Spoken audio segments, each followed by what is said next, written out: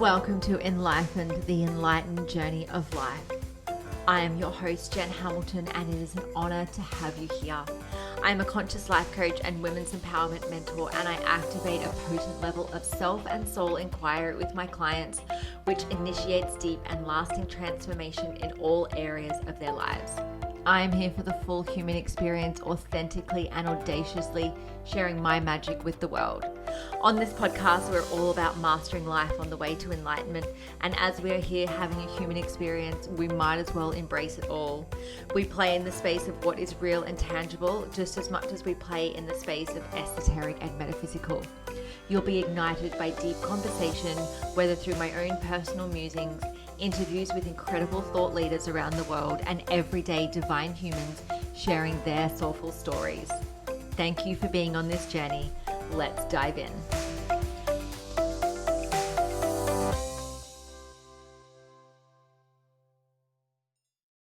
Hello and welcome to another episode of the Enlightened Podcast. I'm your host, Jen, and today I'm joined by Ashley Carlotta.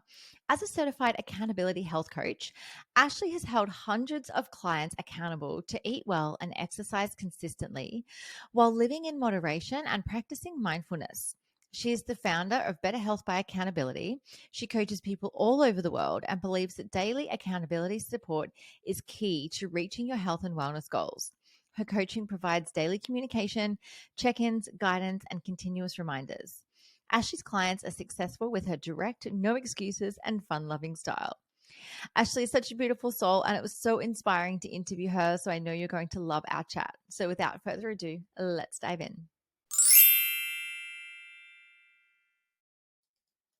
Welcome, Ashley. Thank you so much for joining me. Thanks for having me.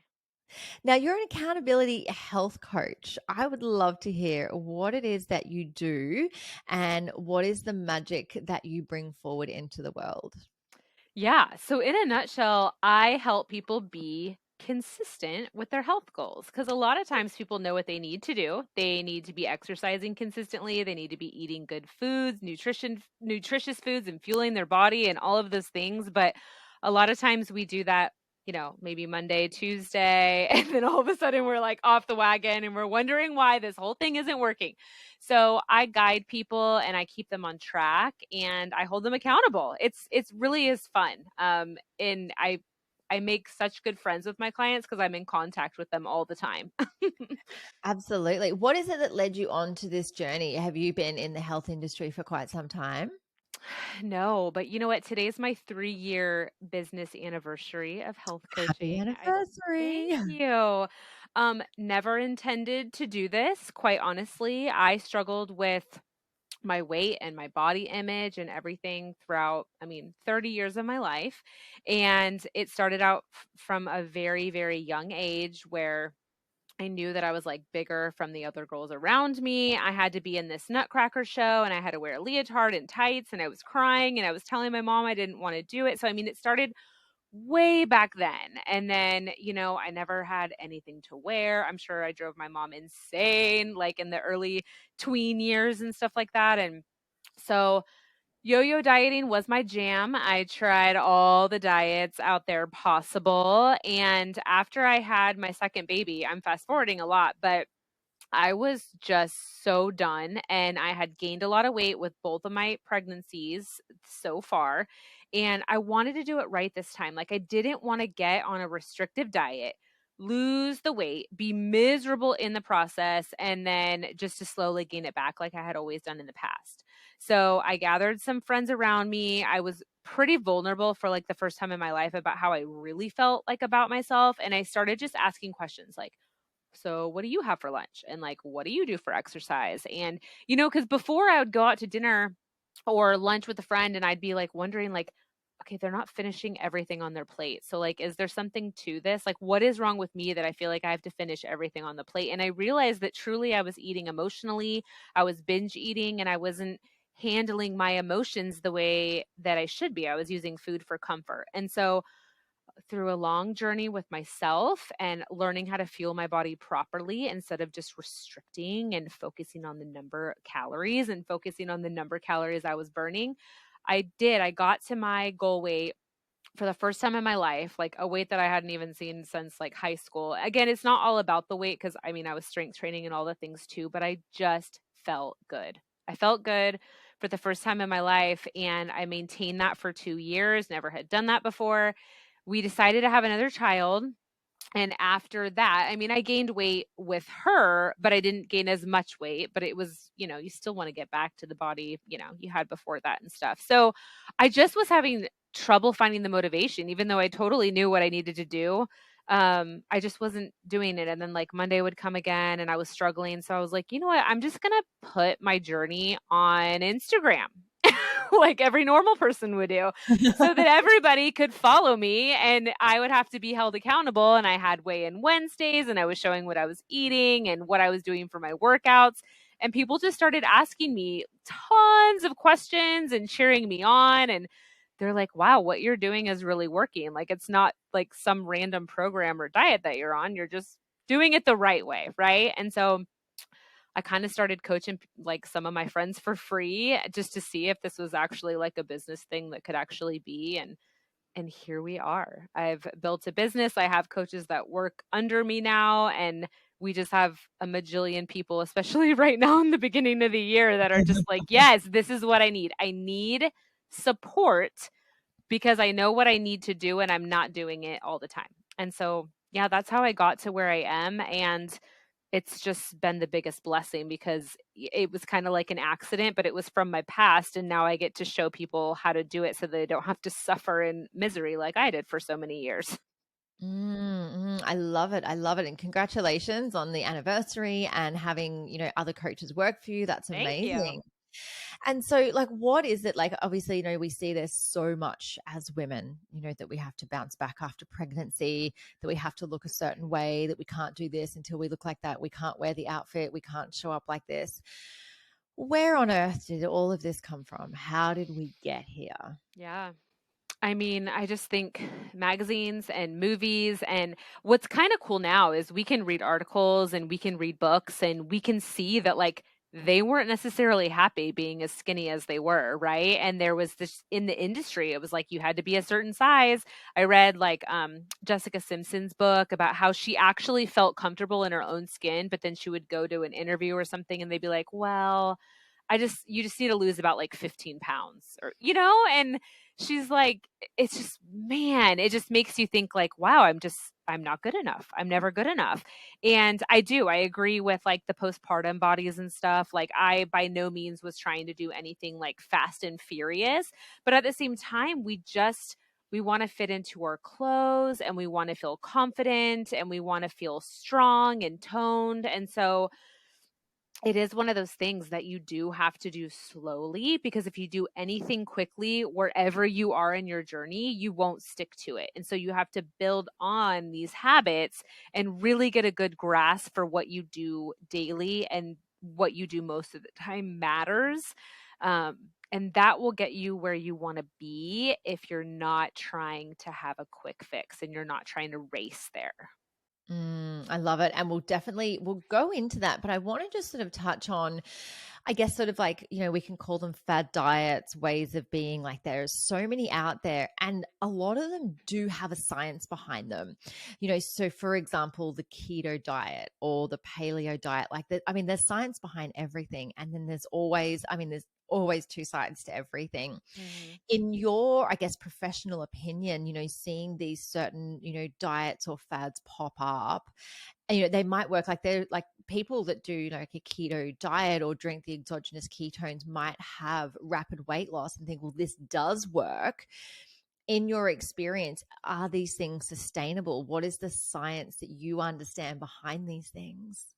Right. Well, here's the thing. If you are in a calorie deficit and you're exercising regularly, you will lose weight.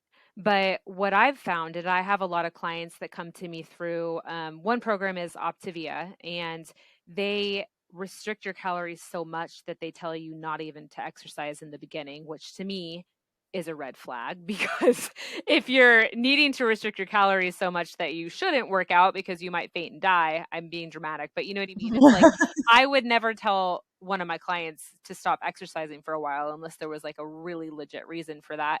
Um, and keto, paleo, whole 30, the different supplements, the, slim fast, all the bars and all the things that you can do. The thing that my clients come to me is they're like, okay, well, I did that for a while, but then I stopped. And it's like, and I'm always like, why did you stop? Well, because there was restrictions somewhere in there. There was something they were taking out. Either you're taking out all the carbs, or you're stopping sugar for a really long time, or you're stopping alcohol for a really long time. Now, some people do that for other reasons, obviously, but anything that you're going to do that's extreme is not sustainable. And so what I try to do is introduce the balance and the moderation around all things so that you can still go out and have a drink with your girlfriend, so that you can still have cake at the birthday party, so that you can have a little bit of sugar now and then. And carbs are not the devil. Like, they really aren't. And I don't think that you should ever completely take them out of your body, because we do need them for fuel. And so I have people come to me with different, health issues, like either their thyroid has gotten worse, or they have really low energy, or their cholesterol has gone up. And so I've found that my approach of being balanced and not extreme in any way really, really works for people. And it gets people in that right mindset to eat intuitively and find that food freedom so that they don't feel like they're missing out. Because as soon as you feel like you're missing out and you're not able to have certain things, you're just going to want it more. Trust me, I've been there. It's so true, isn't it? I did the keto thing for a little while. I was drinking the exogenous ketones, and I mean, I wasn't doing it to lose weight at the time. I really didn't need to, and I was doing it more for the energy and stuff, but I could see how people really get sort of stuck on that cycle and then like essentially hooked on the product because, they're having this experience of weight loss or more energy or, whatever it is that they're looking for, and then they don't want to go back to the way that they were, but ultimately they've got themselves trapped into a bit of a cycle there. Right. I know. And it is one of those things. Okay, so the diet industry is a $71 billion industry with a 97% failure rate as far as people Wow. sticking to them. Isn't that crazy? And we, I say as a whole, still buy into it. And you bet your bottom dollar this is probably one of their best months in January here, because everybody wants to do it fast. They want to do it fast. They want to get it over with. Why do you want to get over with? Because it sucks. Because you're having to diet. So I teach people not to diet and view this truly as a lifestyle. And no, it's not cliche, because the way that I teach people is something that you're going to stick to even when you're not working with a coach. I'm guiding you, I'm holding you accountable, I'm keeping you on track so that these habits stick and you can do it on your own when you're done. I love that. In your, professional opinion as an accountability coach, what is the success rate essentially compared like for people that come and have accountability coaching compared to those that don't have accountability? Yeah, that's a great question. And I actually wrote a newsletter about that the other day.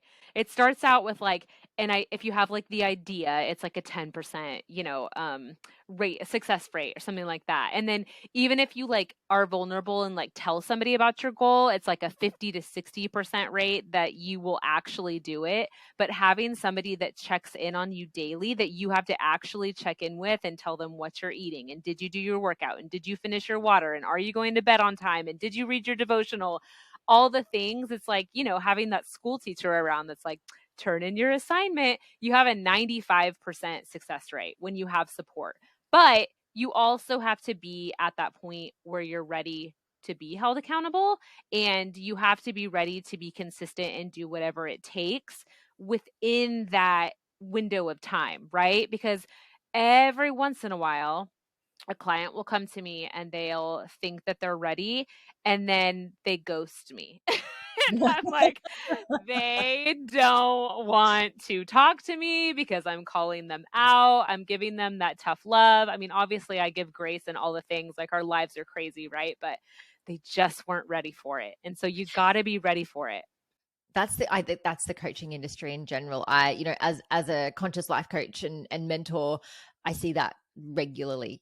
People say that they want it and they get really excited and they commit to it and they invest in it, and then it's like, oh no, this is too hard, I can't do this. And we literally talk about mindset and how that particular mindset will come up, and it's the strength to move through that. There's so much emotional attachment to how we look and how we're validated for how we look as well. That's definitely been such a big part of my life, is that I've always been, validated for my looks and my size. And it's always been commented on in some way, shape, or form, whether I was a bit bigger after having children.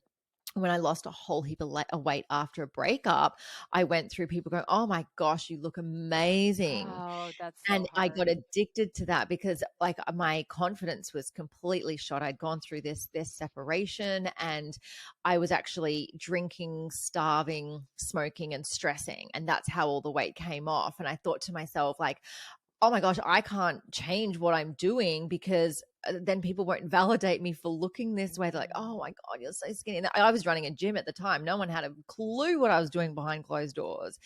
And I wasn't even working out. I just didn't have the energy because I was exhausted, or coughing up a lung.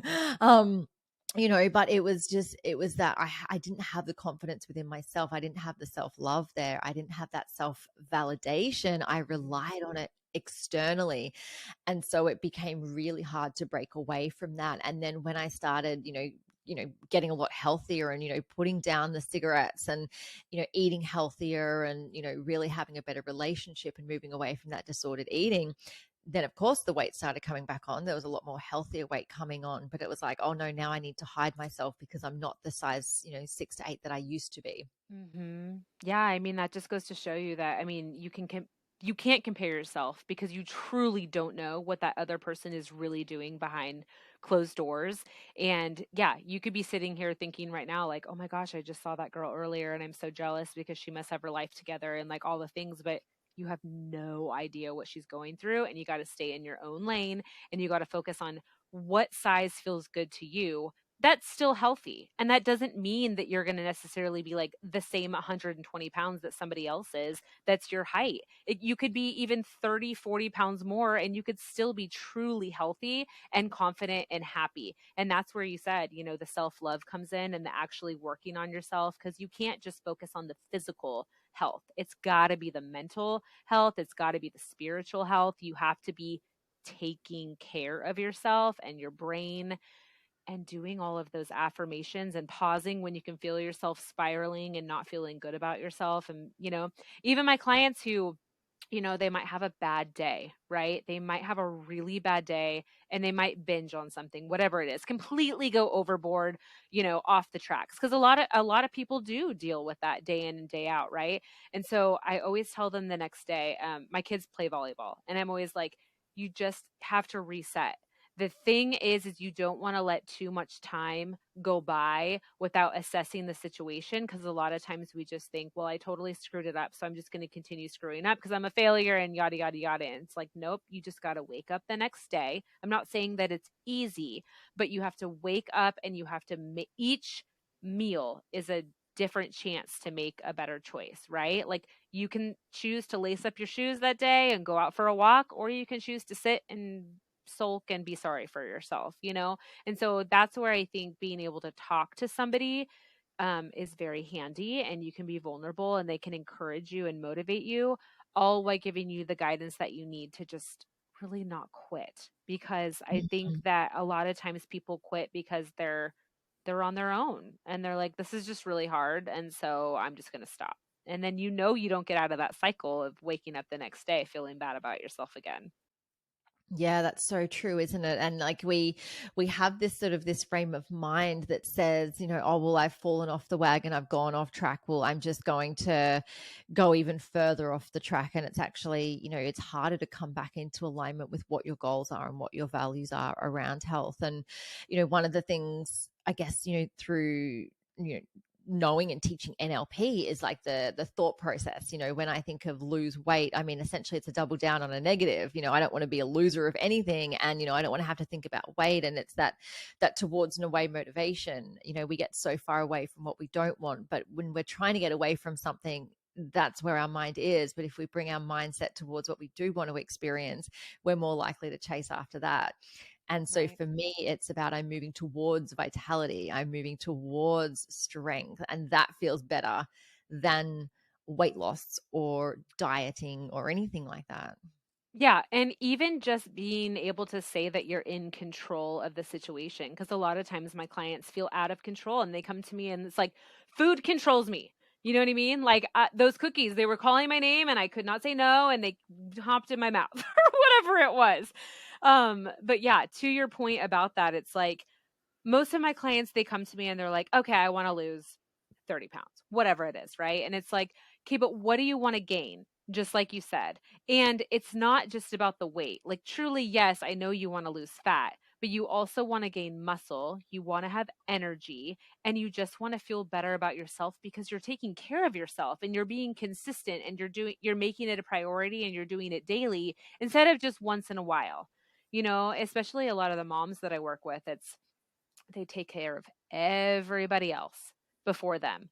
And, I always use the analogy. I'm like, if you're going to go on like a road trip with your kids for the day, like you're going to darn well make sure that you have like probably a lunch packed and some snacks and some water, because what happens when you don't? Your kids melt down and they can't Mhm. handle themselves. But a lot of times moms won't pack those same things for herself. Like, did you bring your water with you? Did you bring some protein snacks so that you can still, not hate your kids because now your blood sugar's like you can't handle anything anymore. But we have to treat ourselves like kids too. Like we're important just the same. That's so true. I've been caught out in that so many times. I will pack everything for a picnic for the kids, pack all their snacks, bits and pieces. I'm like, oh, I didn't think of myself. I just, they were my priority at the time. And it was like, oh, hang on a second. I need to eat too. And it's a bit harder for me to eat out because I'm vegan. And so sometimes there's not a lot of places that have the vegan options.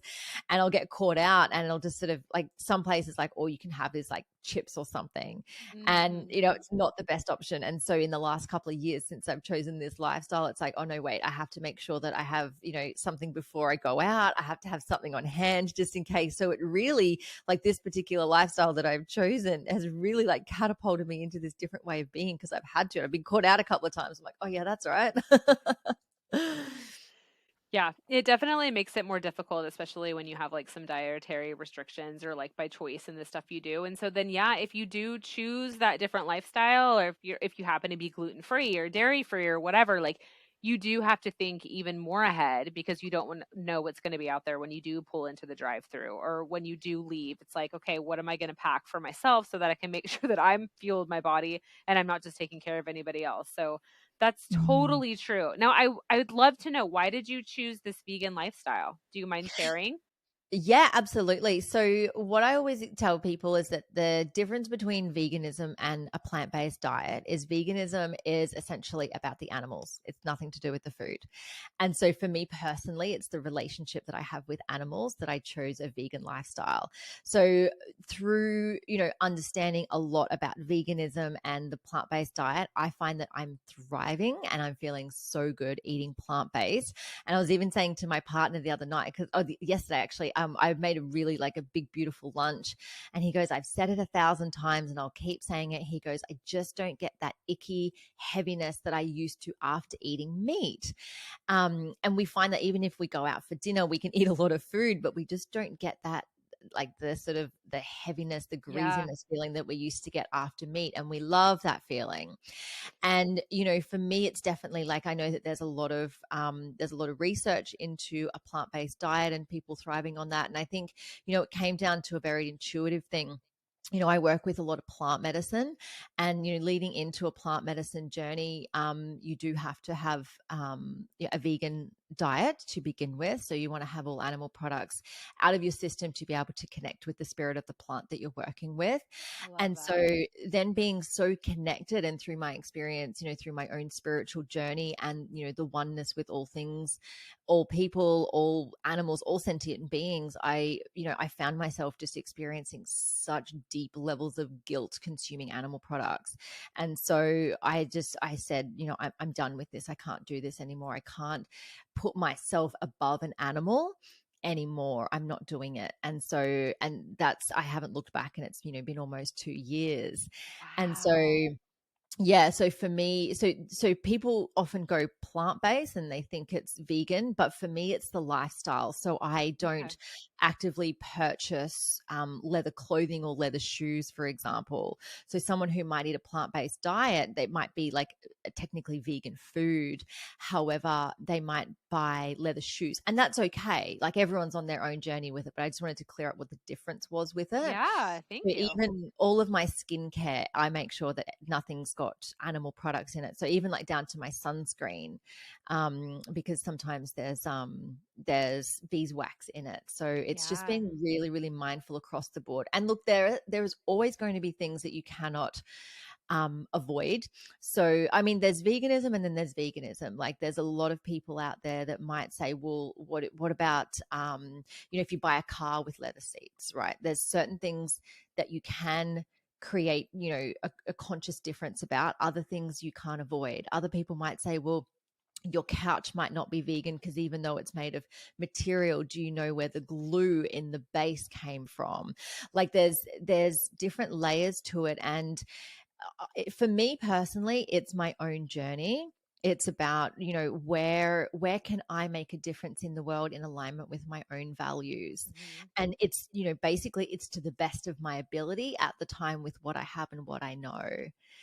And that's, So yeah, good. so that's been my experience with it. I still, like, I've had my car for 10 years this year, and it's got leather seats, and I have an app that I use that actually, they've just started recently adding like cars that are now vegan, like that got the, the trimmings, um, the seats and the steering wheel can all be customizable, and it might, like, I know some vegans that buy secondhand leather products because they're like, well, it was already in use and I want to continue to give it a life and not just be Hmm. end up in landfill because it did go through the process of dying to Hmm. become the product. So if throughout your, like, someone's own journey with veganism, they get to decide what that looks like for them. Hmm. No Yeah. one, I truly believe that no one can tell you that you are vegan or you're not vegan based on what you're doing. I think it's such a personal journey. Yeah, I mean, I just think like what we eat and what we consume is in general is such a personal journey. And you're right. I mean, my dad had a heart attack last year in the middle of 2022, and his doctor was like, you can still eat meat, but I very, very much advise you to eat a lot more plant-based things. Because it can just be hard on the heart. And the other thing is that you just don't know exactly where it's coming from.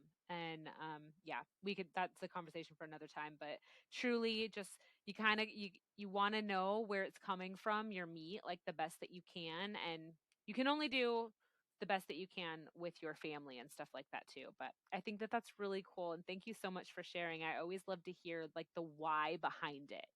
Mm. Yeah. So for me, yeah, it was just it's a spiritual, energetic, values based decision.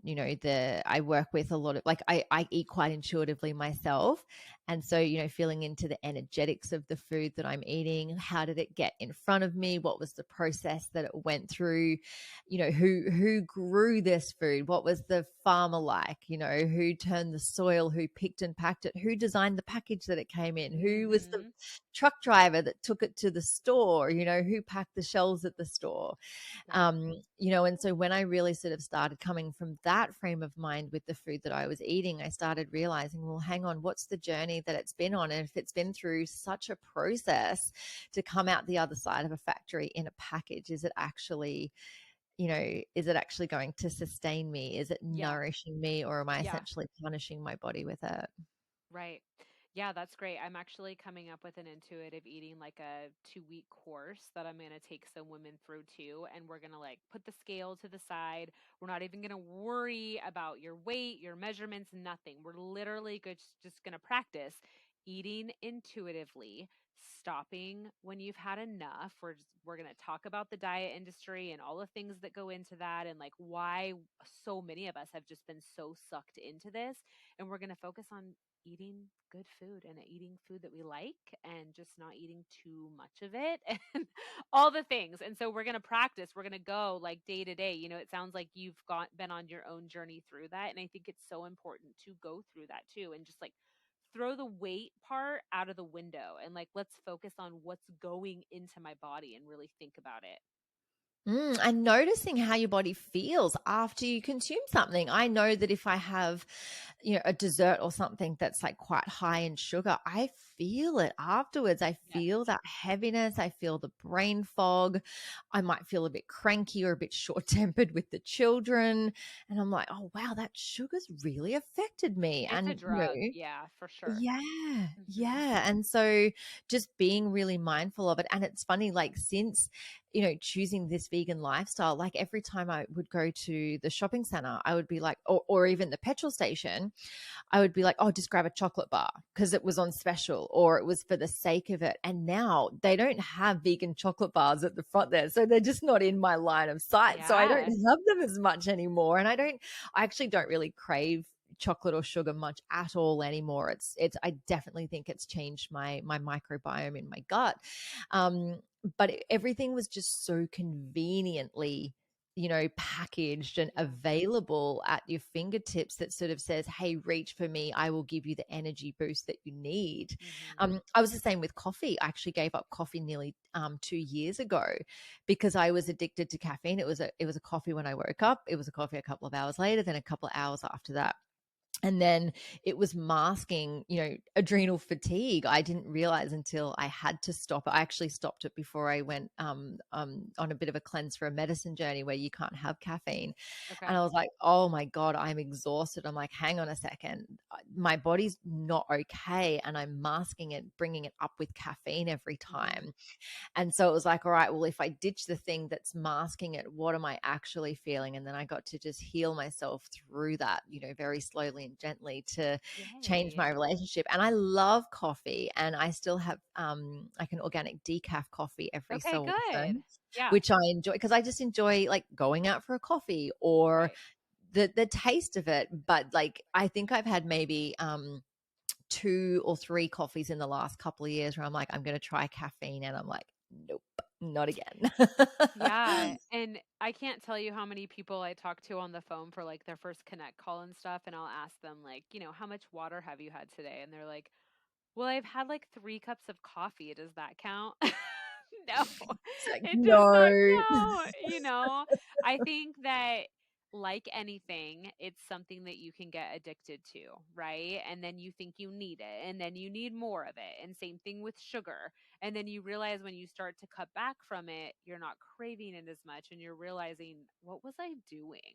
And but yes, I try to just come from the approach that yes, you can still have a cup of coffee if you want, if it's not affecting you negatively. Yes, you can still have a little bit of sugar, but I'm telling you that the less amounts of it you have, the better you will feel, Mm. especially like added sugar. Like, I'm not about to tell you to like not have fruit and all of those things, right? But added sugar, it makes you feel like crap.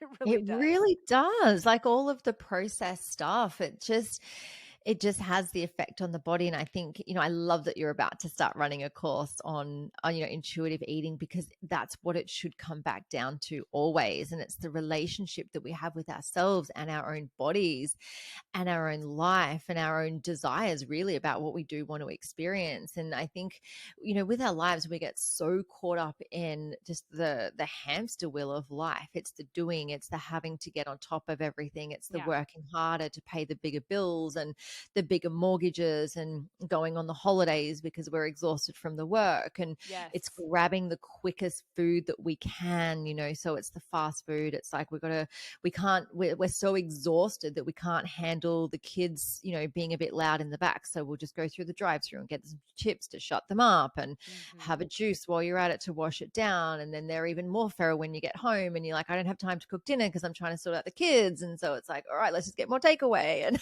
Yeah. Oh, you're 100% accurate. And people, I mean, you prioritize what's important to you, right? And so if like you said, if it's like making the more money and like not leaving your boss and like making sure that you're pleasing these people and doing all the things and adding in more activities, and then you're going to be gone at dinner so that you won't have time to prep it. I mean, yes, you're right. We could go on, but people think that it's a time thing. And I'm telling you that like if you got to start saying no to things that are not filling up your cup. And I can tell you that good nutrition and exercise and water is going to fill up your cup better than all of those other things are, because we're all aging. So why don't we age well instead of aging yucky, right? I know it's I so would prefer that. true.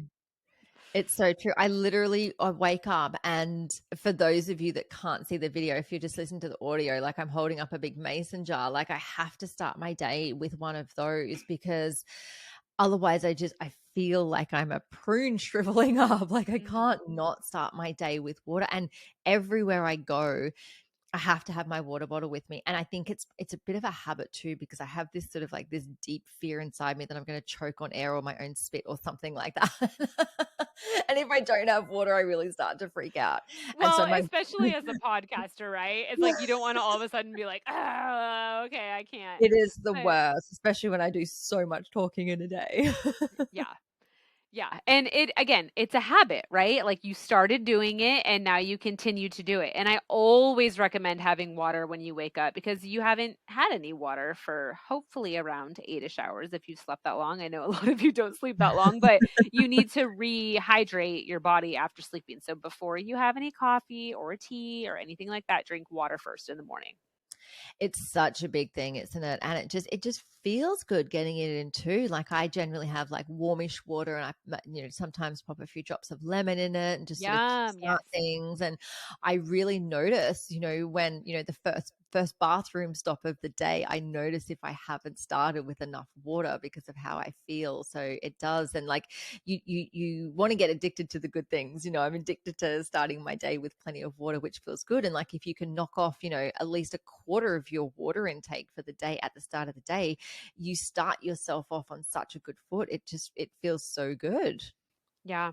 And I mean, you can set like alarms on your phone if that helps. I know a lot of my clients, they've just been in that diet mentality for so long that some of them are doing like the intermittent fasting until later in the day. And then truly, they're not even getting enough calories in throughout the day, and or they're wondering why they're evening snacking so much and why they're cracking open that whole bottle of wine and having popcorn and candy and all of those things. Well, yeah, no wonder why you're not eating enough throughout the day, and then your body is exhausted, your blood sugar's worn down, and you're not focusing anymore and you just don't care. But I can tell you that you care when you wake up the next day, because one, you're not feeling good again, and two, you're like, oh, why am I such a failure?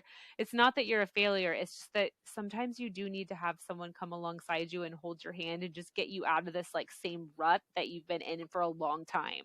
Yeah, you need a circuit breaker, 100%. You need something to break that cycle. You just touched on intermittent fasting as well. I would love to hear your perspective on intermittent fasting. Yeah.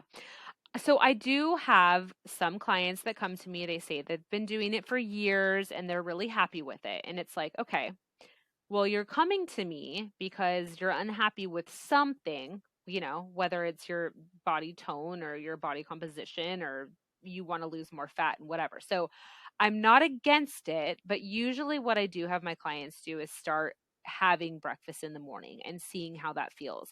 And almost all of them that do say that they wish that they hadn't for so long. And if they are eating on a good schedule, I feel that within about 2 hours of waking up, like your body should tell you that it's hungry for something. And you should listen to that and honor that too. Like, especially if you're exercising in the morning. I know for me, like if I don't properly give myself like a little bit of protein and stuff, or and even some carbs and fat with that, like I don't feel good. And so sometimes people will come to me and they're like, okay, well, I get up at 5 o'clock and I do my exercise and then I just have water all the way until, 1 or 2 o'clock. And I just don't think that that's like the natural right thing to do for your body. And you can have just as good of results without doing that. And so again, I believe personally that it's just like another thing, like another fad that people do.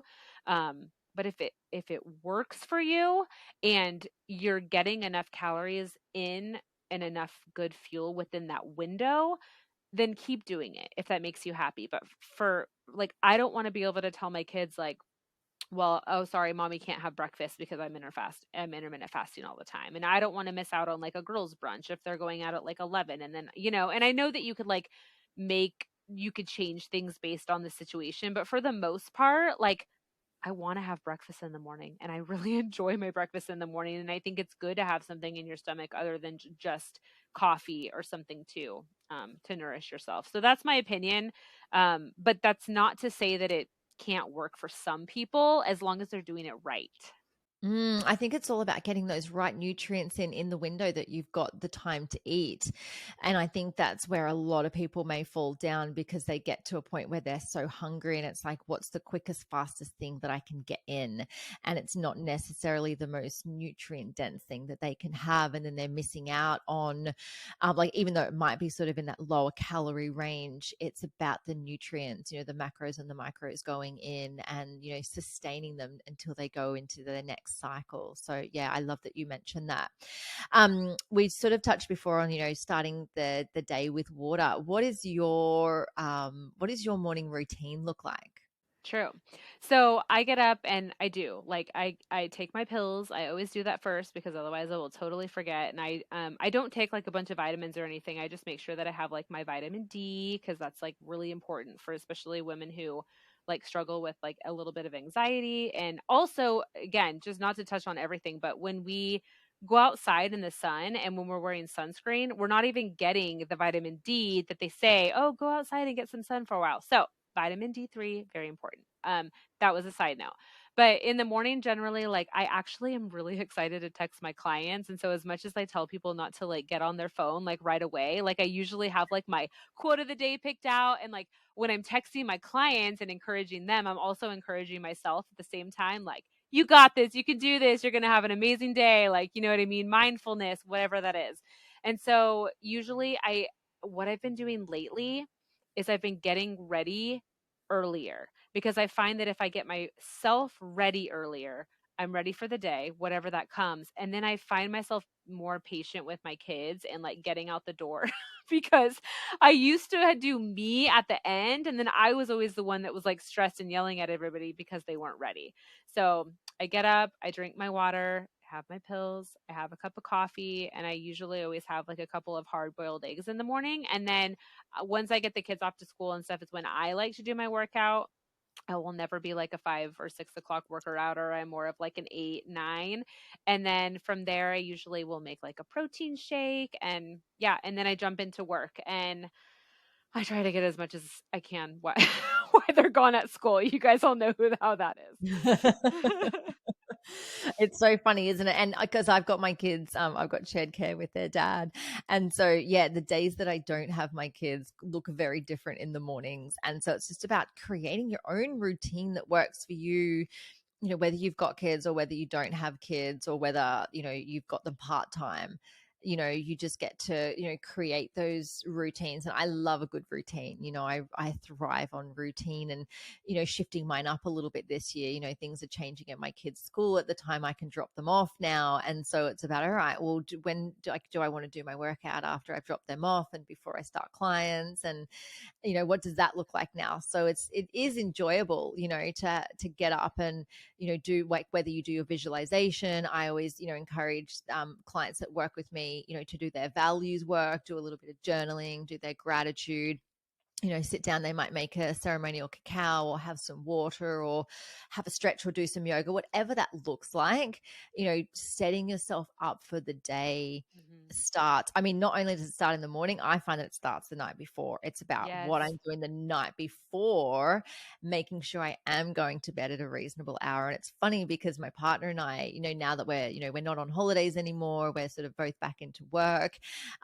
We said, okay, no, TV's only at nighttime on the weekend. And we were up a little bit later than usual last night. And so we actually slept longer this morning. And I was like, oh, that's that thing that we used to do. And like, I would rather get up early. Like I love getting up, that 5:30, 6 o'clock. And sometimes I've got, podcast calls at 5 a.m. So I've got to be up at 4:30 anyway. Wow. And it's summertime here at the moment in Australia. So it's so easy to get up early because it's such a beautiful time of the Mhm. day. And I can find I can get more in, but it has to start the night before because I have to get that, that really solid sleep and, making sure that I'm not, in front of a screen for too long prior to falling asleep and that I'm winding down nice and gently and, even having a cup of tea or, something like that. So, Yeah. For me, like prayer is big for me too. And so that's something that I try to do in the evening and in the morning. And it just kind of sets me up to be like, okay, God, whatever you have for me today, just get me through it and help me to do the best that I can possibly do and try not to like control every single situation and stuff like that. So that does help me center. And like you said, it's sometimes some people have a really hard time falling asleep and stuff. And so I try to have my to-do list for the next day done. And I mean, it's not even like this whole thing. I just open my phone and I have like my notes app, I just put like a couple of things that I have to do to make sure that I won't forget. That way I'm not waking up in the middle of the night like, "Oh my gosh, I forgot that I have to do this." And we've all been there. Yeah, and planning ahead for anything that has to do with taking care of yourself is always going to benefit you in the end. yes, I've got a Google Calendar with all of my appointments and everything in it. And then my to-do list is on a Trello board. So it's all digital. So I can actually move things. If I don't get something done in a day, I can just like literally just drag and drop it onto the next day. But I Sweet. have a day, like I have like columns for instead of a to-do list, it says I'm excited to do. And then I have, Monday, Tuesday, Wednesday, Thursday, Friday. And then I have like, okay, this is an episode of a podcast I want to record or a type of meditation. So I've got a list of everything's broken down like into categories. And I'm a Virgo, so it suits me so perfectly to be That's so so good. organized. Yes. Okay, I don't Mhm. know what that is. Is it something that's up on your wall or So where is no, that? it's a website. So Trello.com. So Okay. Trello. So Okay. there's another Asana is another one that you can kind of do. I've And you can heard of share that one. boards with Okay. people. Yeah, it's like that. So I just have one. I have one for like my business and my life. I have one with one of my business partners. We do goddess retreats together. So we both have access to it. So when it's coming up to do a retreat, we both have, access to the board where we start making notes about every category of everything we have to take care of Okay. and we can both access it. And it's just such an easy way to do things. So it works really, really well if you've got a business or and it's free, like you don't have to pay for it. Okay. um I love it. And you can change like the background to like a nice pretty picture on there as well. So Okay. I'm all about the Awesome. pretty pictures. Awesome. All right. I'm Mm. noting that down. Yes, yes. No, I find like the easier I can make things. I always find as well, like say for example, I've got to get up at 5 a.m. for a podcast. I always make sure like all of the pieces of paper or the forms or whatever it is that I need in front of me for that particular episode are out on the desk ready to go for me for the next day. And then I think to myself, oh, thank you yesterday, Jen. That was really nice. Yes, so that you're not, like, scattered and like, "Oh my gosh, I have to, like, rush," especially if for some reason you did Yeah. oversleep a little bit or something like that, yes. Yes, because I've done all those things before. Like I've done the rushing and I really find discomfort in the feeling of, feeling rushed or feeling flustered or Mhm. feeling like I'm Unorganized, behind. yeah. Yeah, yeah, that unorganized feeling or behind the eight ball for the day. Whereas if I know I get up at a really good time where I've got time to have a stretch and, have my devotional time, have that time where I drop in and say, God, what would you have me do today? Drop into my gratitude, all of those things. It's like, well, I've got the time to do that. I'm not rushing through it. I can sit there and do my visualizations of what I want my life to look like, and, connect with my vision board, and, all of the things that light me up as part of my morning routine. And I think that's such an important thing to do, especially, as mums, as business owners, as partners, whether you're going to work or running a business, whatever that is. If you've got something on during the day that needs your attention, like, set yourself up for it to Yeah. just flow as smoothly as possible. Well, it calms you too. And Mm, a lot of the reason why, like with food and stuff too, is people are so stressed. We need to mm, calm down. We need to do less, right? We need to commit to less. I mean, yes, there's important things that come up and stuff like that, but we're so stressed. And when you're rushing to eat, especially, you're not even realizing what you're eating. You don't know what you're consuming, how much. And oftentimes your brain has not even registered that you've eaten. And so there you are thinking you're hungry again. And it's one of those things that like stress is not good for your health either. Like, and I haven't talked about like my dad's heart attack a lot too, but like he's a pretty healthy person. Like my parents eat pretty healthy, and he exercises a lot and he works outside and all the things. And like, I really think it's been stress that played, a big, big, big part on his heart. And so not to just dismiss that, like really think about it, and think about where you are with your stress levels daily. And if they're always up here, you've got to do something different. You have to find a better routine. And that's something that I'm sure you can help with. And I help with that as well, to be like, something's not working here. mm, So let's absolutely. bring it back to the basics and figure out how you're going to make sure that you actually eat lunch. Let's Mm. make sure that you can actually walk like 3,000 steps that day, instead of being like, all right, 10,000 steps. Like, let's start small and try to just get you out of that hole that you're in. Yes, yes, our poor nervous systems, they're just absolutely shot, and that's when, as you would know, like when we go into that fight or flight state, or when we're in that stress state, we're not resting and digesting. Our bodies are like, let's get this food out of here. We have to be on, we have to be prepared to, get up and run away or fight this thing. And so we're not absorbing the nutrients. We're, eliminating a lot quicker instead of absorbing all of the good stuff that's going in. And then we're getting hungry again, and we're, just reaching for whatever it is. And we're just on Yeah. this vicious cycle. And it really does come down to, as you said, checking in with those stress levels. Like, what is it that you can do to reduce those, there's things in your life that are, causing you so much disharmony within, because at the end of the day, without your health, you've got nothing. You really don't. Yeah, you really don't. You're not going to be sitting on your bed when you're, dying at the end of your life saying, man, I wish I did more. You know what I Right? mean? No, we're gonna be like, "Wow, where did it go? Where did it go? Where am Mm, I? How did this mm. happen?" And so anyway, that's not to scare anybody, obviously, but I just want you to evaluate where you are with that, whether you're in like a job that you absolutely hate and you just keep doing it day after day after day, and you're at a weight that you're like, "Oh my God, I've never even weighed this much before and I never exercise." It's like something has to change. You can't continue down that path. You're going to be so unhappy. Exactly. Exactly. It's so true. Before I let you go, Ashley, how can people find you? How can people have you as their accountability health coach? Sure. Well, I hang out on Instagram a lot at Better Health by Accountability. So if you have any questions, you can DM me there.